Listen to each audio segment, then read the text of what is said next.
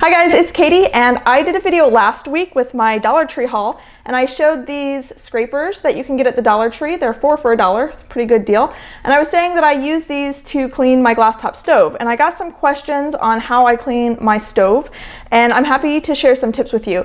It's something that I kind of take pretty seriously. When we first moved into this house, there was a glass top stove in here that was completely trashed, and I think the people who lived here before us didn't clean it, not even once.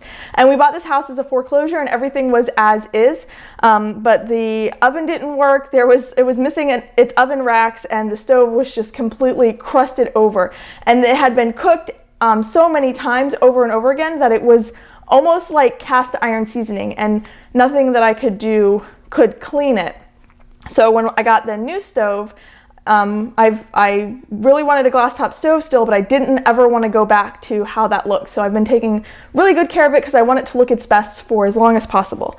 So we've had this stove now for about 2 years, and I think that it looks just as brand new as the day that it was installed. So I will show you how I clean it. I was going to make this video earlier in the week, but just because I wanted a nice messy stove, I was the neatest cook for like the last few days, and we've been grilling out back some, so it took me a few days to get a nice dirty stove, but I have it now. So I'm going to move the camera and show you what it looks like.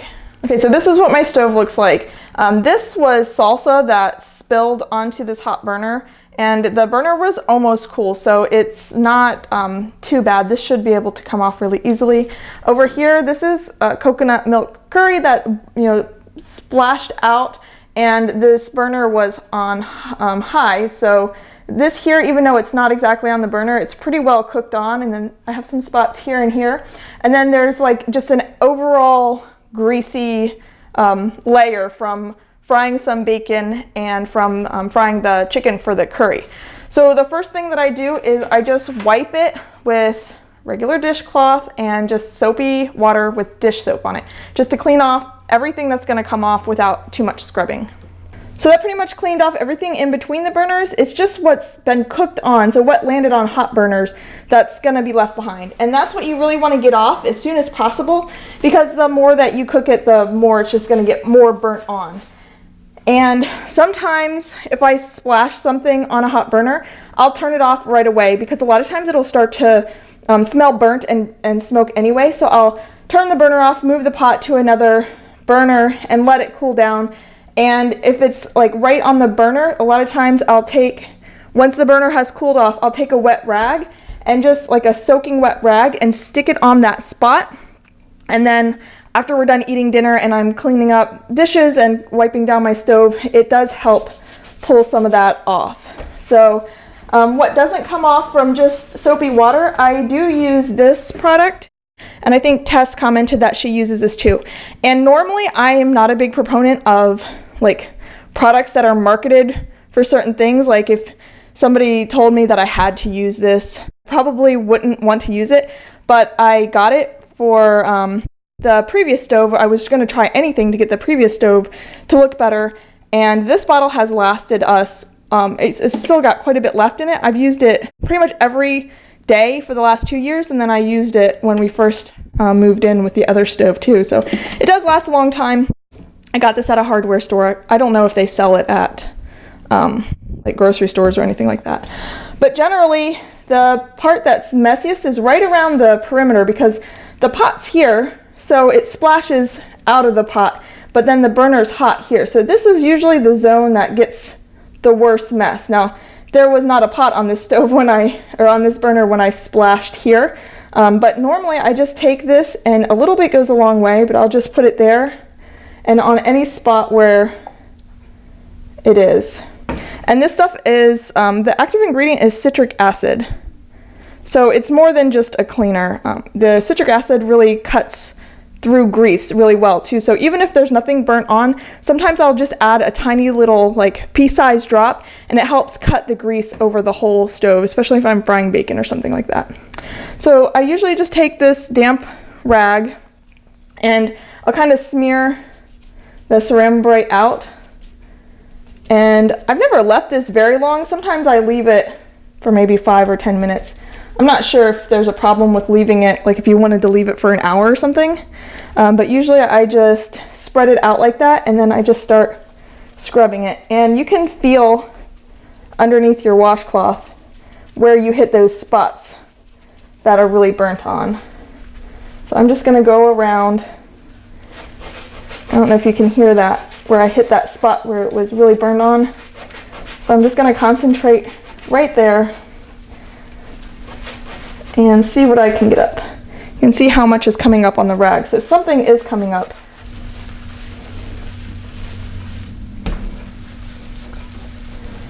So once everything that's gonna come up with just the rag comes up, you can see how much is coming up on the rag. So something is coming up, but there is still that big spot here and then those other really burnt on spots.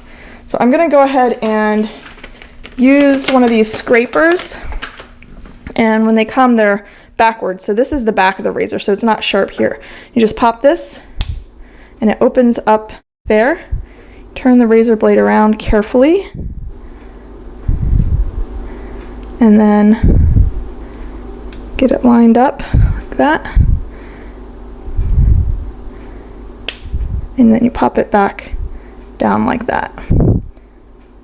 Okay, and my instruction manual for my stove said to use these, so it's safe and it's what's recommended. If your owner's manual says to use something else, then don't listen to me. Listen to your owner's manual. But I'm just gonna scrape at like a 45-degree angle to get those really burnt off areas to come up. And you can see on the blade how it is coming up. And then I just wipe again with my rag. And I usually rinse this rag out and wipe this stuff off to rinse off the extra Ceramabryte. So I'll probably, since I put quite a bit on, I'll probably rinse this rag twice. So rinse it, wipe it down again, rinse it and wipe it down again. And something about this Ceramabryte, it says right on the package not to use it on stainless steel appliances. You can use it on stainless steel sinks, but not stainless steel appliances. So I usually wipe this thing down with the rag once it's rinsed out really well, because I don't want it to mark my stainless steel. So once I have everything wiped off and nice and clean, this will dry pretty streaky, so I just dry it with my hand towel, just to kind of buff it into a nice shiny polish. And I'll buff the stainless steel that I wiped down. And that's that. So my stove is clean and ready for my next cooking adventure. So definitely recommend this. This is also really good for cleaning the glass window in my oven door. So I'll use it for that. So Ceramabryte and the mini scraper. So that is my tips for cleaning a glass top stove.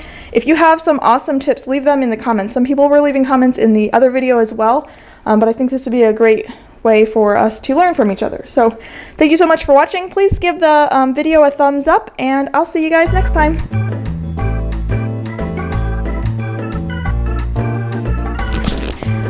Ooh, clean.